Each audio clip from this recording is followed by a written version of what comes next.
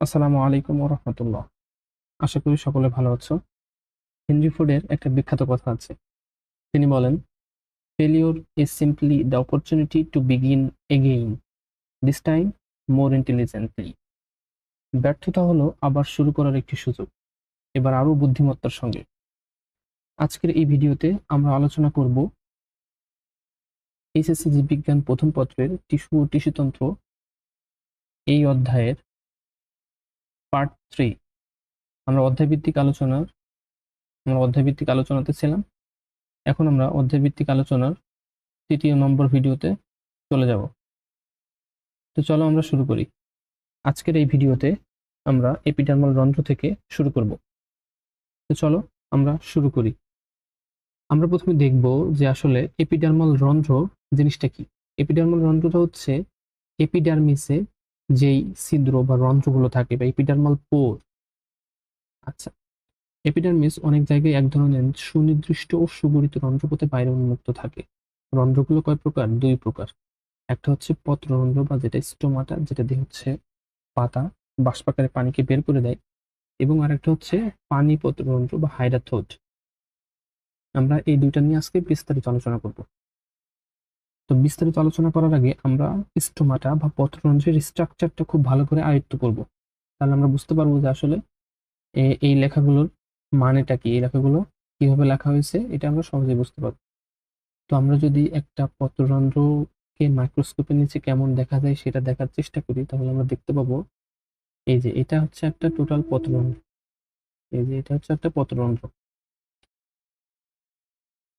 তো পত্ররন্ধ্রটা পত্ররন্ধ্রটা এখানে দেখা যাচ্ছে যে এটা হচ্ছে পত্ররন্ধ্র হচ্ছে রক্ষীকোষ বা গার্ড সেল বা রক্ষীকোষ। এই যে রক্ষীকোষে এই যে সবুজ সবুজ যে পিগমেন্ট গুলো দেখা যাচ্ছে, এগুলো হচ্ছে ক্লোরোপ্লাস্ট। রক্ষীকোষে অনেক ক্লোরোপ্লাস্ট থাকে, সেই জন্য রক্ষীকোষ হচ্ছে সালোক সংশ্লেষণের সময় খাদ্য তৈরি করতে পারে। রক্ষীকোষের ক্লোরোপ্লাস্ট গুলো খুব সূক্ষ্মভাবে দেখা যাচ্ছে মাইক্রোস্কোপের নিচে।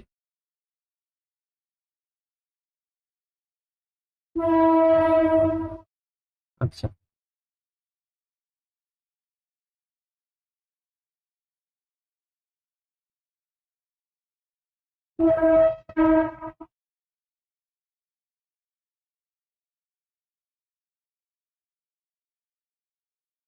রক্ষীকোষের আশেপাশে যে সেলগুলো দেখা যাচ্ছে, এই যে এই সেলগুলো এগুলোকে বলা হচ্ছে সহকারী কোষ বা সাবসিডিয়ারি সেল। এখন আমরা দেখব যে আসলে পত্ররন্ধ্রের স্ট্রাকচারটা কেমন। তো পত্ররন্ধ্রের একটা স্ট্রাকচার যদি আমরা দেখতে চাই, তাহলে আমরা দেখতে পাবো প্রথমেই পত্ররন্ধ্রের যে ছিদ্রটা আছে, এই যে এই ছিদ্রকে বলা হচ্ছে স্টোমাটাল ওপেনিং বা স্টোমাটাল পোর, অথবা এটাকে বলা হচ্ছে রন্ধ্র। রন্ধ্র বা ছিদ্রপথ। এই দিক দিয়ে হচ্ছে গ্যাসিয়াস এক্সচেঞ্জ গুলো হয়, বা কার্বন ডাইঅক্সাইড বের হয়ে যায় এবং অক্সিজেন প্রবেশ করে, আবার অক্সিজেন বের হয়, কার্বন ডাইঅক্সাইড প্রবেশ করে এই রন্ধ্রপথে। এর পাশেই যে দুইটা কোষ দেখা যাচ্ছে, এই কোষ দুটো হচ্ছে গার্ড সেল বা সহকারী সরি রক্ষী কোষ। রক্ষী কোষ রক্ষী কোষের কাজ কি? রক্ষী কোষ পত্ররন্ধ্র খোলা এবং বন্ধ করতে সহযোগিতা করে। এই পাশের যে কোষগুলো আমরা দেখতে পাচ্ছি, এই কোষগুলোকে বলা হয় সহকারী কোষ বা সাবসিডিয়ারি সেল। এগুলোকে বলা হচ্ছে সহকারী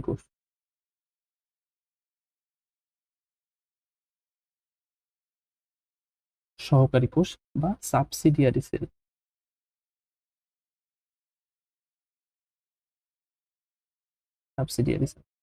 আচ্ছা, এই গেল হচ্ছে পত্ররন্ধ্রের মূল স্ট্রাকচার, পত্ররন্ধ্রটা দেখতে কেমন। আরেকটা জিনিস দেখতে হবে যে পত্ররন্ধ্রের এই যে গার্ড সেলে কিন্তু অনেক ক্লোরোপ্লাস্ট থাকে, বড় একটা নিউক্লিয়াস থাকে। গার্ড সেলে বড় একটা নিউক্লিয়াস থাকে, আর এইগুলো সব হচ্ছে ক্লোরোপ্লাস্ট, এবং এখানে ঘন সাইটোপ্লাজম থাকে। গার্ড সেলে ঘন সাইটোপ্লাজম থাকে। আচ্ছা, এখন আমরা দেখব যে আসলে পত্ররন্ধ্রের যে কথাগুলো এখানে বলা হয়েছে বইয়ে, এগুলো আমরা লাইন বাই লাইন দেখব, যেন কোনো লাইন বাদ না থাকে, আমরা খুব সুন্দরভাবে প্রত্যেকটা শব্দ বুঝতে পারি। বই দেখে পড়ানোর কারণ হলো যেন একটা গোছানো প্রিপারেশন তোমাদের হয় এবং কোনো লাইন যেন বাদ না পড়ে। এই জন্য আসলে এরকম পড়ানোর মূল উদ্দেশ্য।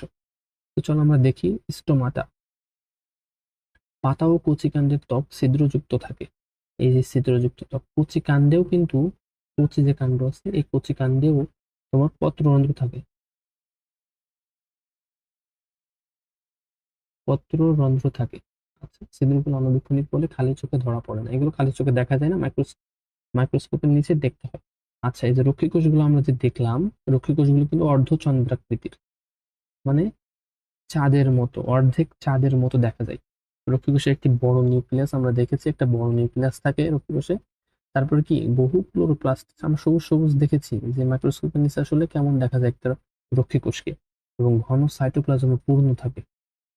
উদ্ভিদের বায়বীয় অংশের ত্বকে অবস্থিত দুটি রক্ষী কোষ দিয়ে বেষ্টিত, দুইটা রক্ষী কোষ, একটা পত্ররন্ধ্রে দুইটা রক্ষী কোষ থাকে এবং নিয়ন্ত্রিত বিশেষ ছিদ্রকে স্টোমাটা, এক বচনে সেটাকে বলা হচ্ছে স্টোমা বা পত্ররন্ধ্র বলা হয়।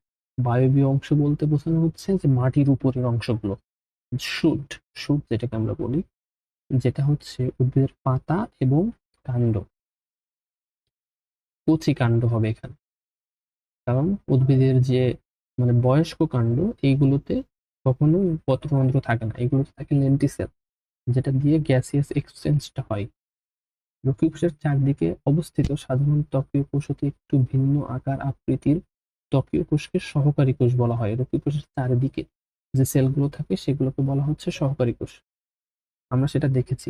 আমরা এবার আরেকটা স্ট্রাকচার দেখবো যেখানে আমরা সাবস্টোমাটাল চেম্বার দেখবো। চলো আমরা ওটা দেখে আসি। এই যে এই স্ট্রাকচারে আমরা এখানে দেখবো, এই যে, সরি হলুদ পেনে দেখা যায় না, লাল পেন দিয়ে দেখাচ্ছি। সাবস্টোমাটাল যে ক্যাভিটিটা আছে, এখানে এই যে স্টোমার একদম নিচে যে সাবস্টোমাটাল যে চেম্বারটা আছে, এই যে চেম্বার, এটাকে বলা হচ্ছে সাবস্টোমাটাল চেম্বার বা বায়ু কুঠুরি, এটাকে বলা হচ্ছে বায়ু কুঠুরি।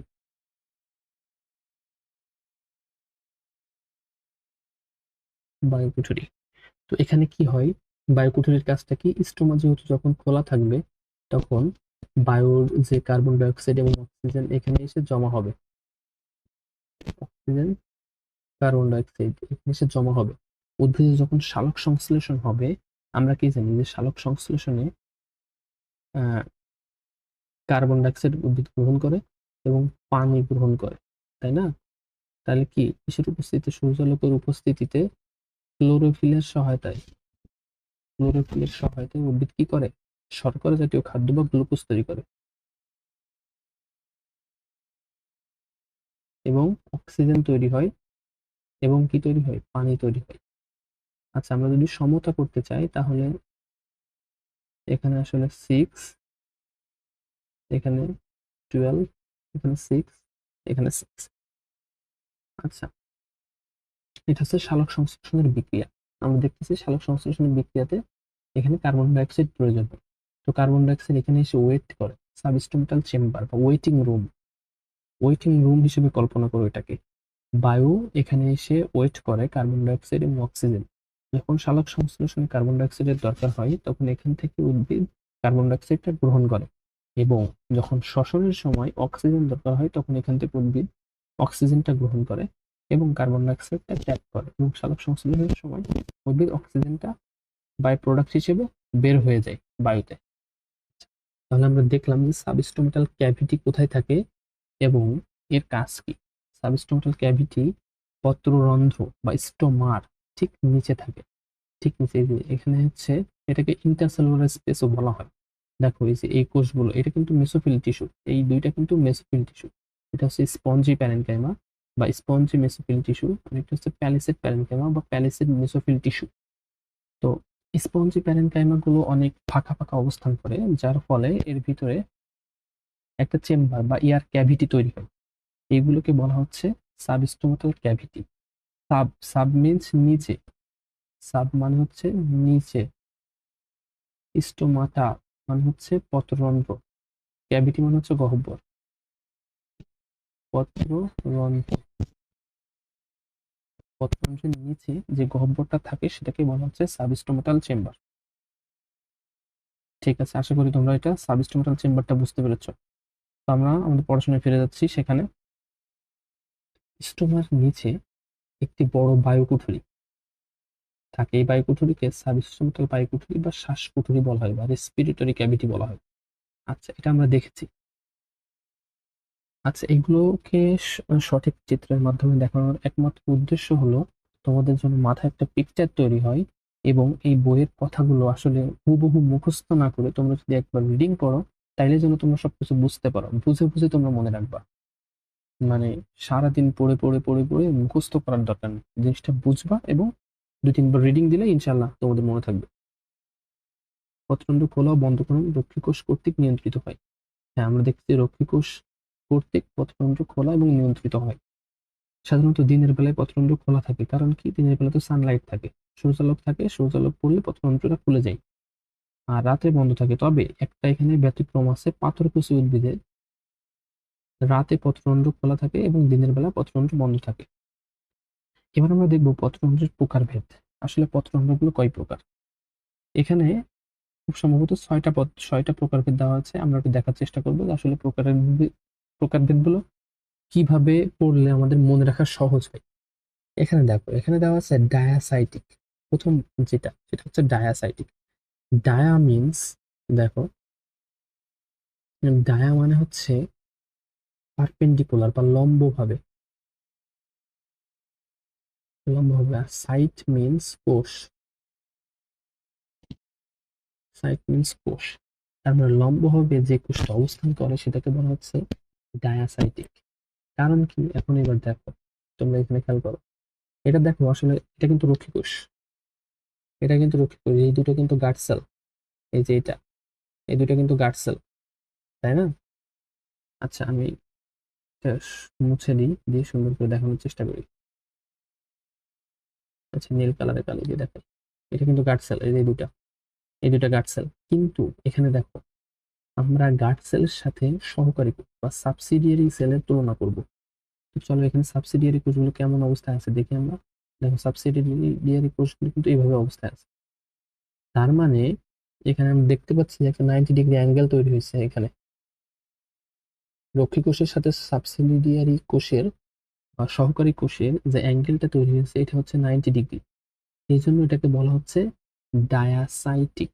ডায়া মিন্স লম্ব হবে, আর সাইট মিন্স কোষ।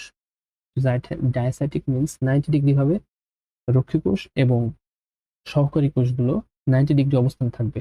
আচ্ছা, প্যারাসাইটিকটা আমরা দেখি। আচ্ছা, প্যারা মিন্স, আচ্ছা, প্যারা দিয়ে মনে রাখতে পারো হচ্ছে প্যারালাল,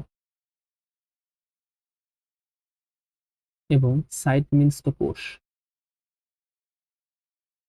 তার মানে এই সেলগুলো কি হিসেবে থাকবে? প্যারালালি থাকবে। প্যারালাল মানে হচ্ছে সমান্তরাল ভাবে থাকবে। তো দেখো, এখানে আমি প্যারাসাইটিকে সহকারী কোষগুলো কেমন অবস্থায় আছে, এই যে এই অবস্থায় আছে, এবং গার্ড সেলগুলো কেমন অবস্থায় আছে, গার্ড সেলগুলো কিন্তু কি প্যারালালি আছে। তো এটার সাথে এটা কিন্তু প্যারালালি অবস্থান করতেছে, তাই না? এই জন্য এটাকে বলা হচ্ছে প্যারাসাইটিক।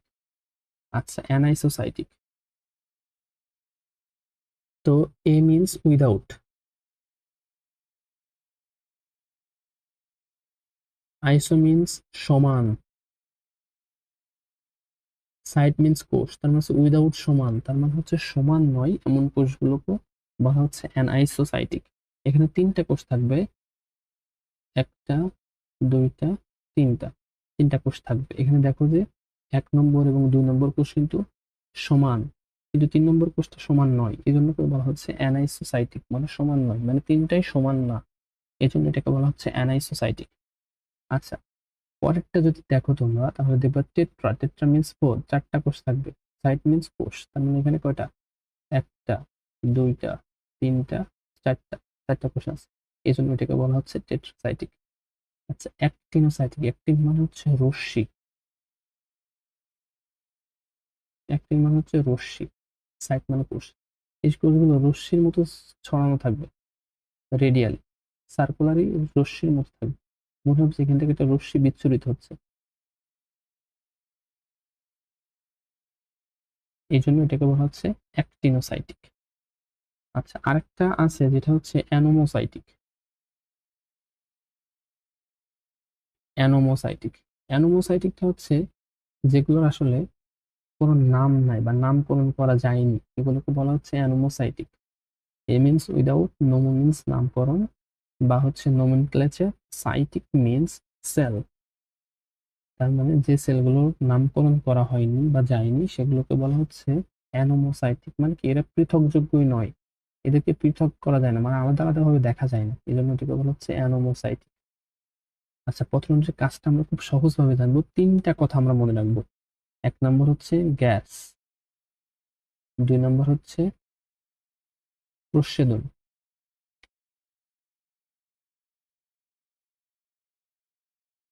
তিন নম্বর হচ্ছে রক্ষীকোষ।